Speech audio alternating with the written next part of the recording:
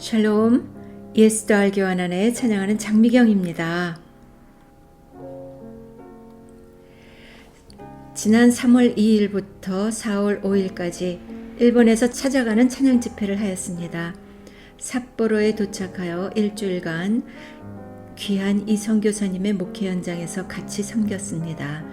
매일 찬양 집회 일정을 잡아주셔서 두 분이 저희를 데리고 다니며 통역하여 주시느라 무척 고생을 하셨습니다.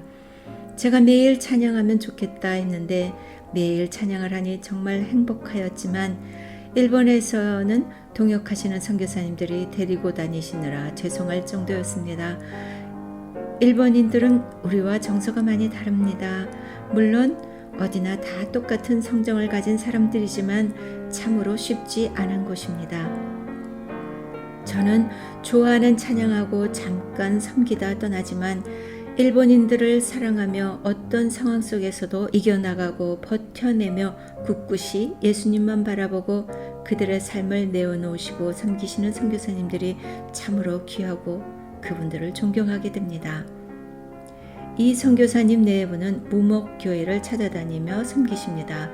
교회가 어느 정도 성장하면 후임 목회자들에게 물려주시고 새로운 곳으로 떠나십니다. 새로운 환경을 쉽게 받아들이지 않는 일본인들이기에 쉽지 않은 사역이죠. 하지만 놀랍게도 새로 부임하신 지 6개월 만에 3명이 예수님을 영접하고 2분이 선교사님의 영향하에 신학교로 진학하시고 한 분은 봄에 세례를 받으시며 전도를 너무 하고 싶어 전도 폭발 훈련을 받고 계십니다. 일본에서는 정말 놀라운 일이죠. 이짐의 문화가 일상인 일본에서 교회 안에서도 상처받고 떠나는 일이 비일비재합니다. 어디를 가나 마찬가지지만 교회 안에 항상 자신에게 에너지가 집중된 분들이 자기 뜻대로 조정을 하려고 목회자들과 성도들을 힘들게 하지요. 주님의 사랑으로 그분들을 보듬어주고 같이 살아내는 삶이 얼마나 스트레스받고 힘든 일인지요. 하지만 진심으로 회개하고 주님의 자녀가 된 분들은 일당백하는 성도가 되신다고 합니다. 그러기에 이 사역을 감당하고 계시겠죠. 삿포로에서 주님께 헌신된 믿음의 평신도 사역자들을 만났습니다. 66세 되시는 혼마상이란 일본 여인이 계십니다. 자녀들이 어릴 때 교회에서 미국 선교사님이 아이들을 위한 영어 클래스를 한다 하여 같이 갔다가 예수님을 영접하고 어떻게 하면 나도 예수님을 기쁘게 하여 드리는 삶을 살까 생각하던 중 자신의 집을 오픈하여 에인젤 킷 사역을 시작하였습니다. 20여 년간 자신의 프라이버시 없이 아이들을 불러들여 밥해주고 복음 전하며 믿음의 사람들과 같이 통역을 하였습니다. 코비드 때 더 이상 자신의 삶이 없이 집을 오픈하기가 어려워져서 마침 맞은편 집을 퇴직금을 털어 샀습니다. 그리고 메나 미니스트리를 시작하였습니다. 아이들이든 누구든 이곳에 와서 쉬고 교제하며 여러 모임을 만들어서 복음을 전하며 이웃들을 교회로 인도하고 계십니다. 일을 하지 않아도 되지만 새벽 5시부터 11시까지 그로스리에서 일을 합니다. 그리고 동료들을 초대하여 섬기십니다. 저에게 금요일 오후 시간을 마련해 주셔서 찬양 콘서트를 하였습니다. 새벽에 일을 하고 와선 언제 케이크를 구웠는지 예쁘게 장식을 하고 계셨습니다. 그리고 너무 행복해 하셨습니다. 13분이 나오셔서 모두들 한마음으로 복음을 들으시고 찬양을 들으셨습니다. 지난 20여 년간 에인젤 킷 사역을 같이 하여 온 분들이 메나 사역도 같이 섬기십니다. 삶의 현장에서 자신의 것을 아낌없이 내어놓고 주님의 나라를 위해 이웃의 영혼 구원을 위해 최선으로 섬기시는 소중한 분들을 보며 새로운 도전을 받고 제 삶을 되돌아보게 됩니다. 남편과 함께 찾아가는 찬양 사역을 하면서 오히려 가는 곳곳마다 새로운 도전을 받고 은혜를 누립니다.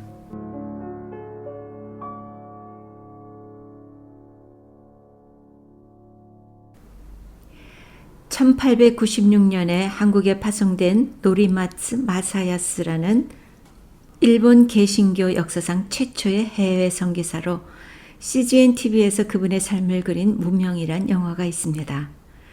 경기도 수원을 중심으로 사역을 담당하여 수원에 정착하고 영주한 최초의 일본인이기도 하였는데 수원 지방에서는 승송 목사로 불렸습니다.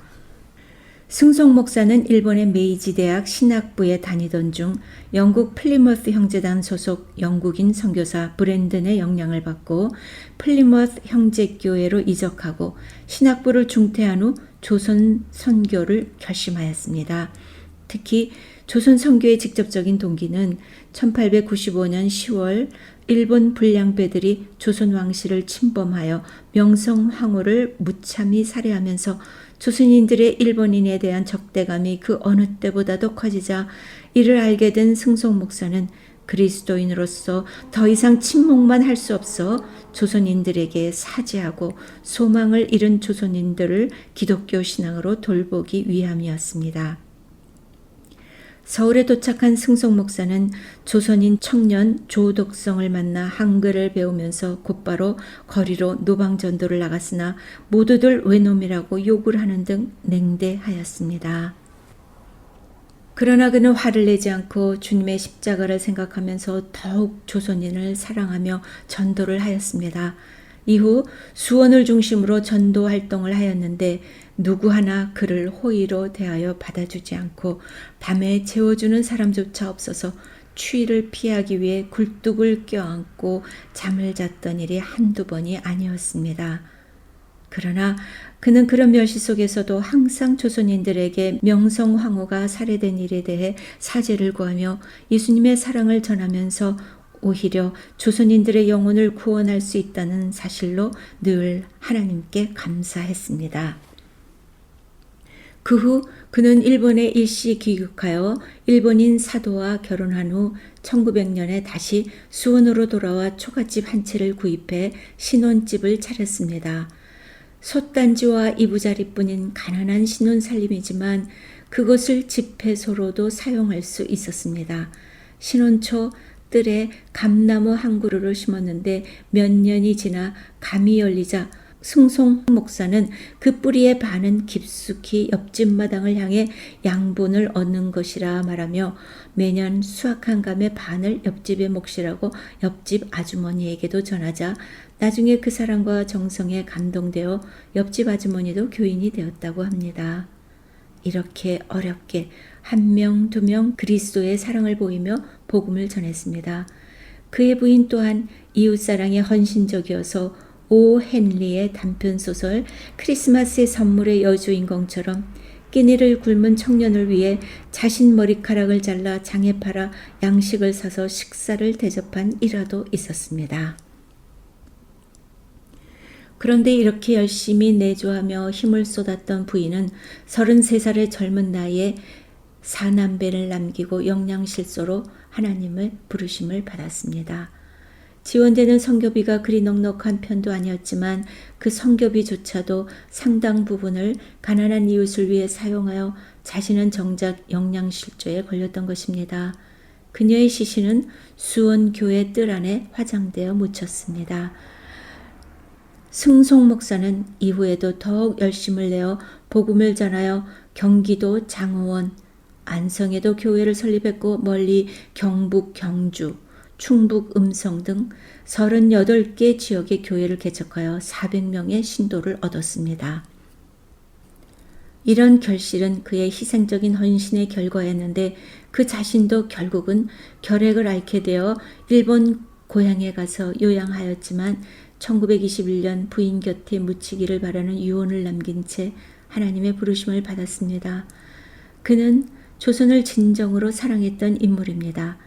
조선에 사는 동안 내내 한복을 즐겨 입었고 한옥에서 살며 조선인들과 함께 조선인처럼 생활하였고 그들의 자녀도 일본 말보다 한글을 먼저 가르쳐 쓰게 했습니다. 그가 뿌린 씨앗은 기독동신회라는 이름으로 아직도 이 땅 곳곳에 남아 있습니다. 플리머스 형제운동의 기원을 둔 이 작은 교단은 구약과 신약 성서 이외에 특별히 믿는 것이 없이 성서 그 자체만을 믿으며 교회 제도는 필요 이상의 조직을 하지 않고 목회 제도가 없습니다. 행정상 필요한 임원을 선출하여 위임할 따름입니다. 따라서 특별한 사제를 두지 않고 신자 모두가 사제로 계급 의식이 없는 형제자매의 신앙인으로 생활하고 있습니다. 수원 동신교회에 가면 뒤뜰에 아직도 승송 목사 부부를 위한 기념비가 세워져 있습니다. 그 기념 돌비에는 다음과 같은 글귀가 새겨져 있습니다. 살아도 주를 위해 살고 죽어도 주를 위해 시작도 사람을 위해 그 생애 충의 뿐. 몸소 사랑을 띠고 그 모든 소유를 버리고 부부 한 마음으로 복음을 한국에 전하였노라. 심폐에 모진 아픔 피골이 얼고 주려 수족은 병으로 어우러져 그 한국에서의 희생 극심하도다. 그러나 그 고통이 오직 의지하여 쓰고 단 즐거움으로 바꾸려 하지 않고 그 생에는 기도와 감사만이로다. 우리 많은 형제를 얻고 주와 함께 모이고 주의 영광이로다. 임종하는 말에 한국 형제 일을 잊지 않고 그 뼈를 한국에 남기기를 원하였노라. 이에 우리의 신비를 삼는 까닭이며 주의 재림날에 이르리로다.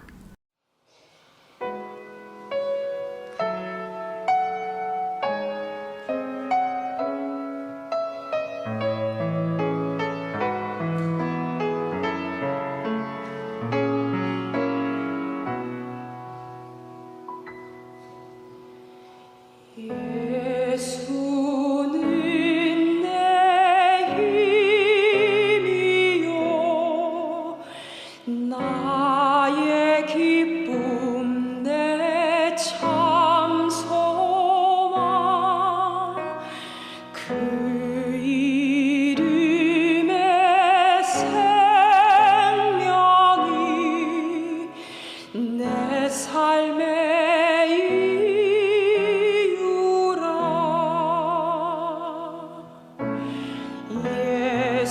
예수는 내 힘이요 나의 기쁨 내 참 소망 그 이름의 생명이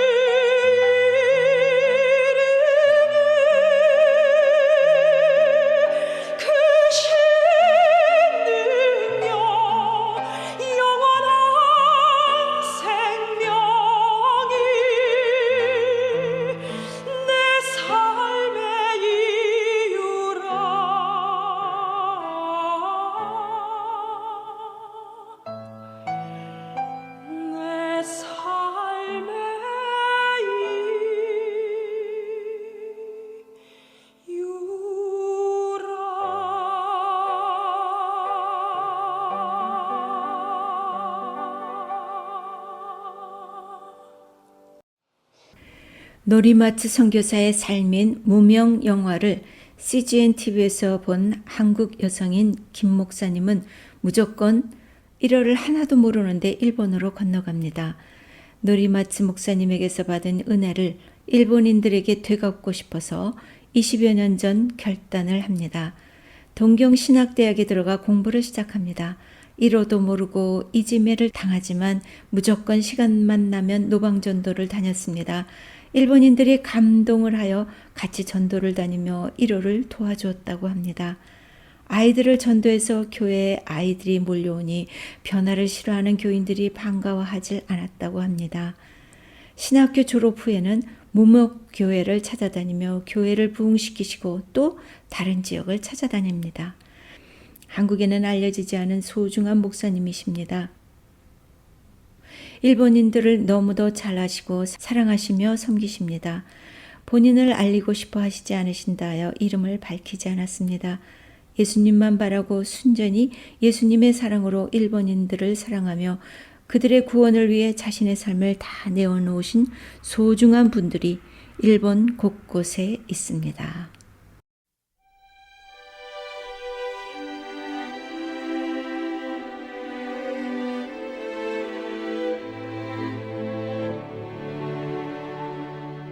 나의 힘이 되신 여호와여, 내가 주를 사랑하나이다.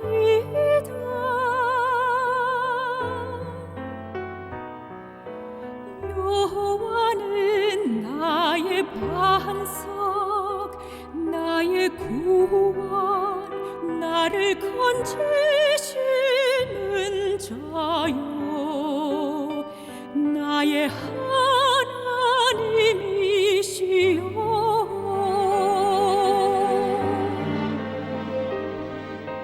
나의 힘이 되신 여호와여,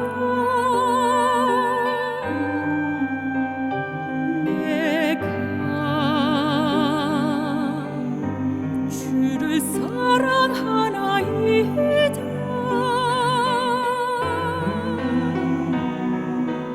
여호와는 나의 방패, 나의 피난처, 생명의 능력 되시는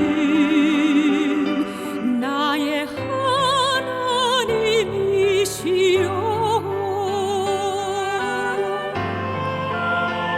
나의 왕,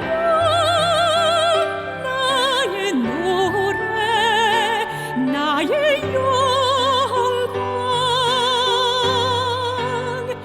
나의 주, 내 의의 하나님,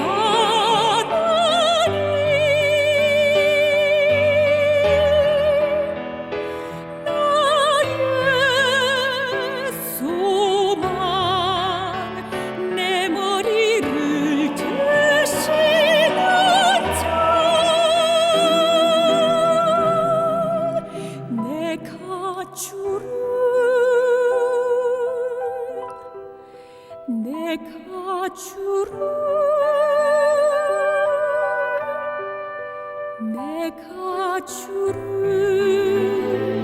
사랑하나이다.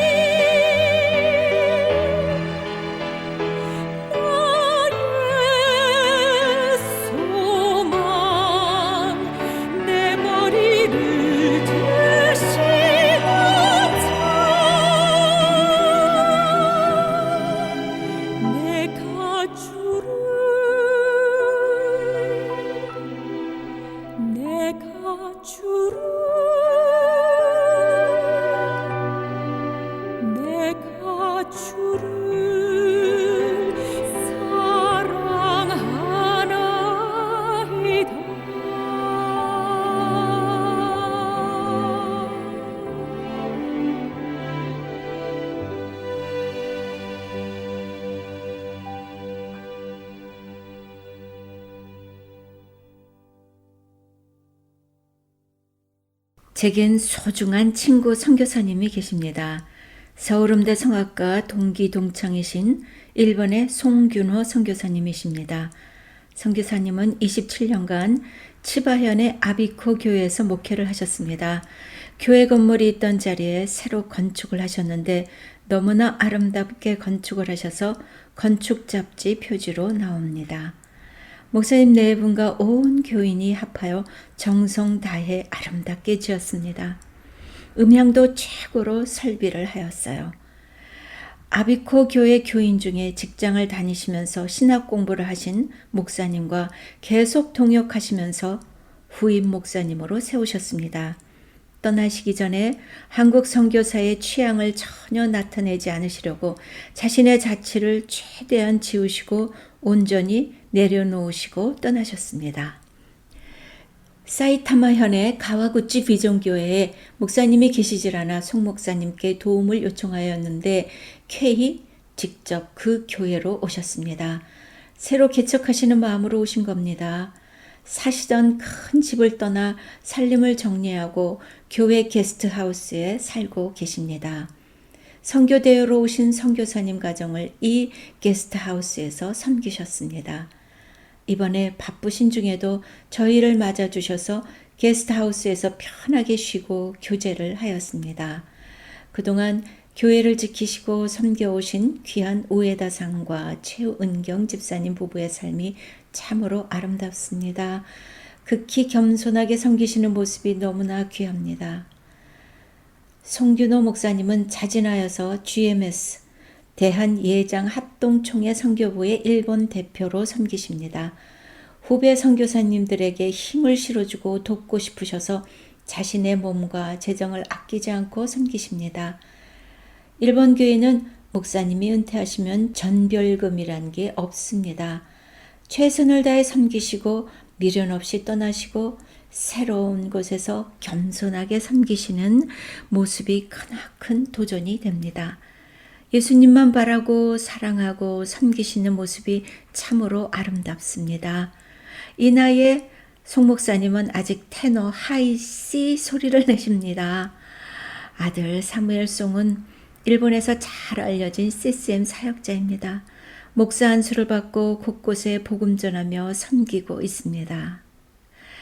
각자의 주어진 삶 속에서 예수 그리스도를 나타내고 사랑하며 섬기며 예수님의 향기를, 예수님의 흔적을 나타내는 삶을 저도 살길 소원합니다.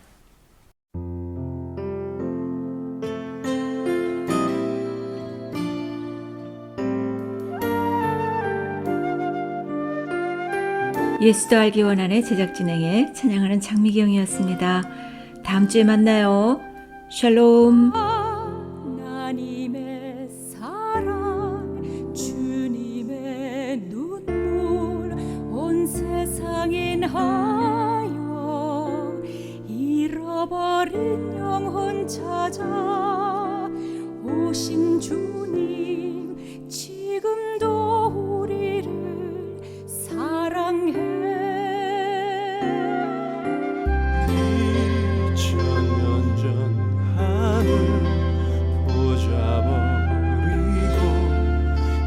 땅에 오신 주 하나님 어린 양 되사 생명 주며 이를 증거하라 하시네. 나를 믿네 거저하는 귀한 사랑 그가 대신 하리요 나의 생명 다할 때까지 그 사랑을 전하리라. 하나님이 이처럼 세상을 극진히 사랑하셔서 외아들을 보내주셨습니다. 이는 누구든지 그를 믿는 자마다 멸망하지 않고 영원한 생명을 얻게 하려는 것입니다. 그리스도께서 우리를 위해 죽으심으로써 사랑의 본을 보여주셨고 우리는 진정한 사랑이 무엇인가를 알게 되었습니다. 그러므로 우리도 형제들을 위해 생명을 바쳐야 합니다.